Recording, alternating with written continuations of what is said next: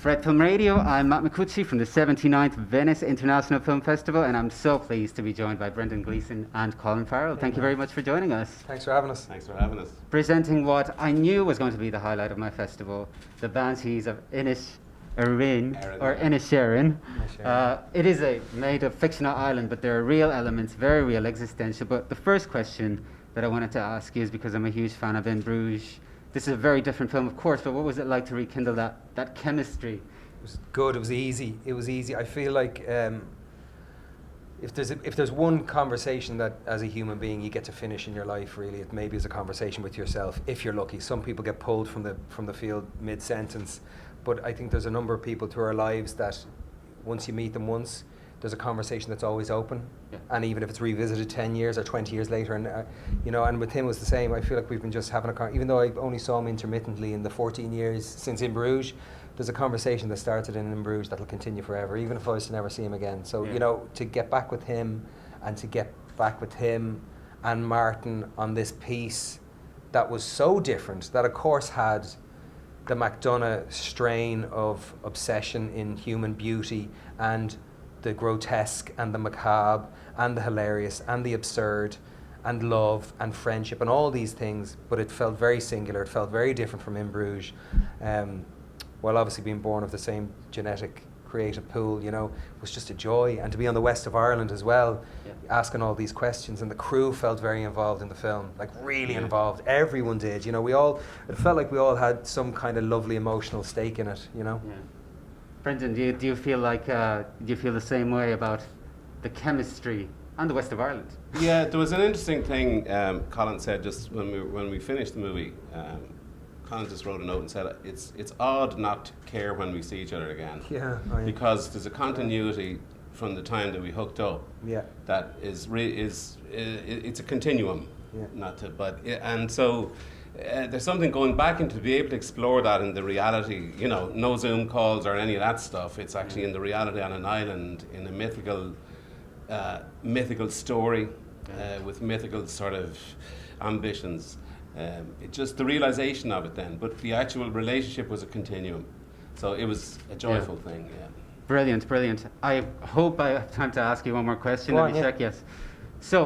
So much of this film is about actually sacrifice, and especially in relation to the arts, I found that really touching. And I just wanted to ask you guys, did you feel like you could connect with that in terms of you guys being artists? And of course, we see different sides of that, but sacrifice is still there. I feel, honest to God, like I couldn't articulate. I won't bore you with like the gratitude that I live in for how I'm able to make a living. Like it's astonishing to me that I get to go into the places I've gone to in the world, that I get to tell the stories I've been a part of telling, that I get to work with the people that I've worked with. And it's really, there's times I go, this is fucking, still 20 years later, I'm like, fucking hell, don't say it too loud, Farrell, or, they'll call you out and remove you. But there is an expense. The expense is because you're more than, as well, like in our positions, and you're financially compensated and all that jazz. But I fear that those I love have paid a price. I particularly talk about my kids. I'm on the road quite a bit, so there's a very real kind of price to be paid in that way.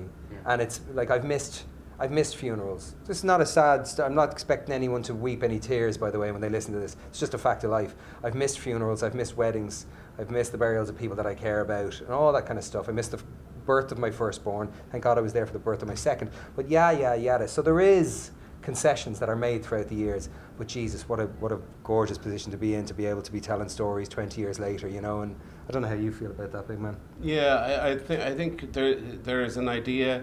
I think what I've come to at this stage of my life feel is that there are no absolutes and many truths, and the idea of an artistic drive, I think, has great legitimacy, and the sacrifices that may have to happen sometimes it's worth it. But the human cost, there's a particular line you cross. And I think the best we can do as humans is try to readjust and get a better perspective of where that line is. Where I don't personally believe everything is worth the artist. Every human sacrifice is worth the artistic dream.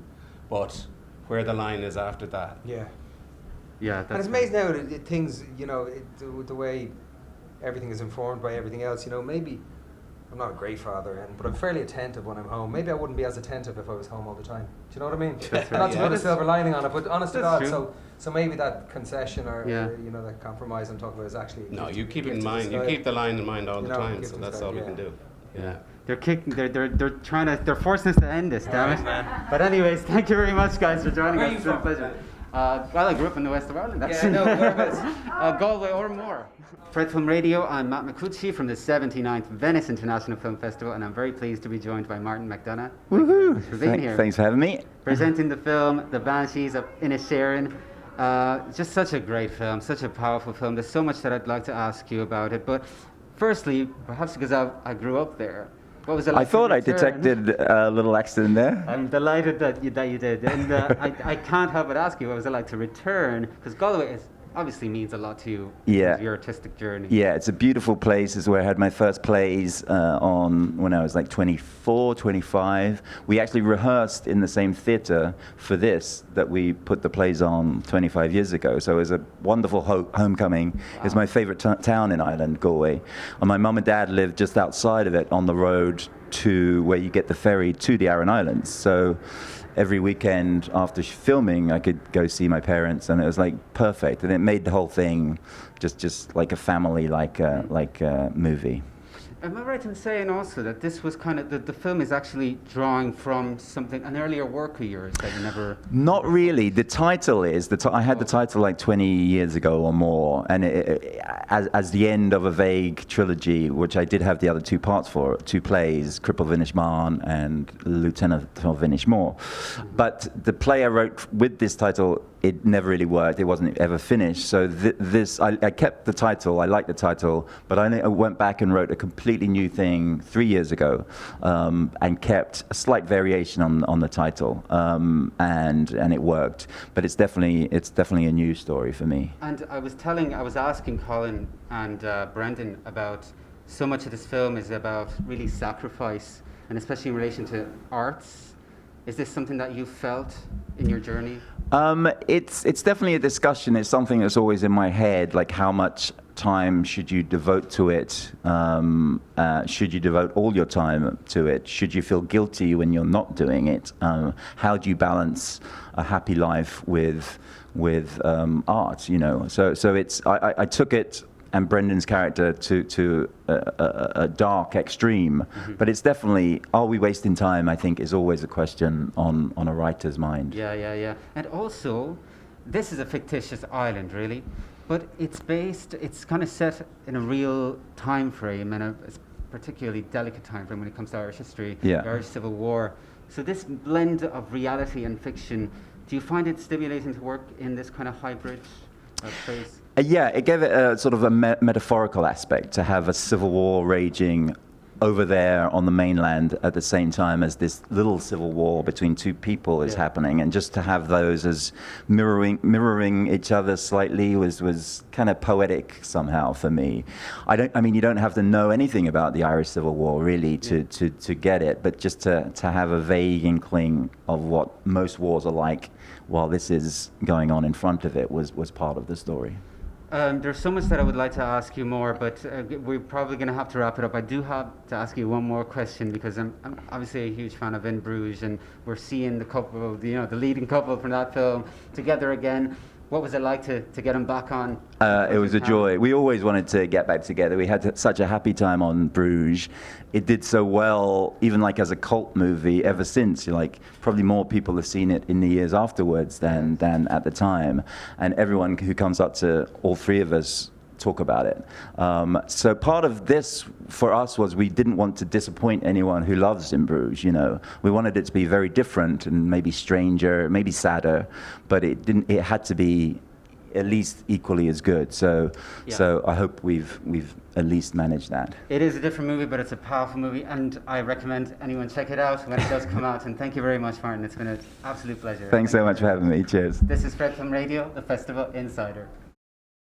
Fred Film Radio, I'm Matt McCucci from the 79th Venice International Film Festival, and I'm here with Kerry Condon. Thank you very much for joining us. Of course, thanks for having me. Presenting the film The Banshees of Inisherin, which I was super excited to watch. I watched it this morning. I'm still processing it because it's so powerful. But your character, I felt, was really at the heart of it, especially on an emotional level. But what I was wondering was, I really felt like the character that you perform has to sort of make this huge decision, whether to sacrifice, the feelings of others, and to go off, or stay behind. Could you kind of understand that on an emotional level? Were you able to connect with that?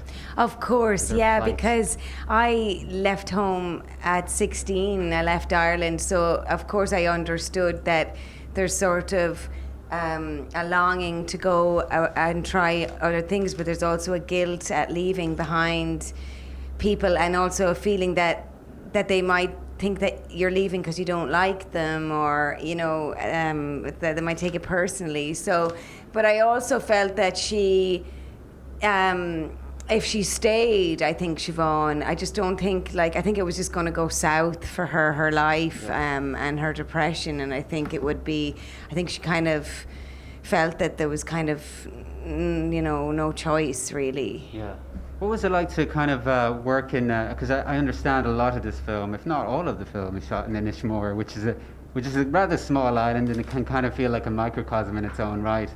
But what's it like to actually stay there and film there and work there? Did that add to the intensity of it all? Yeah, we shot on that island for half of it, and the other half was in another island, Achill Island. Okay. And the first one in Inishmore, it was beautiful. It was like the part of the movie that's magical, and the animals and the sunsets, and it was all so beautiful and innocent.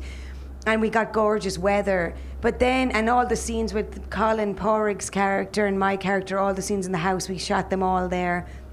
But then when we moved to the other island, Achill, the weather sort of changed, and it was very similar to the script, where it felt like the darker side of living on an island, in the sense that the waves, everything felt angry and lonely and cut off, and sort of like your mind can kind of spin out, and you can kind of go a little loopy, and nobody really, Do you embrace the loopiness? Is that a word? Perhaps. It can be a word now.